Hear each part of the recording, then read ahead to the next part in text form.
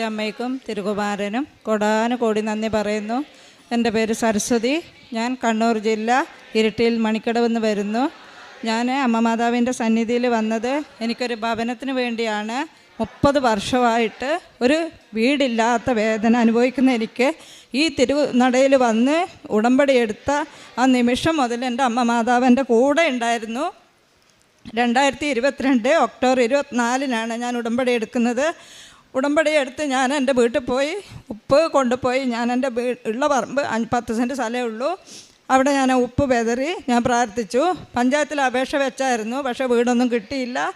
അങ്ങനെ 2022 ഞാൻ ഇവിടെ വന്ന് ഉടമ്പടി എടുത്ത പിന്നെ എനിക്ക് ഞാൻ 23 ജനുവരി 26 ഞാൻ പുതുക്കി പോയപ്പോൾ അമ്മ മാതാവ് തിരുകുമാരനെ തന്നെ എൻ്റെ കൂടെ പറഞ്ഞു വിട്ടു.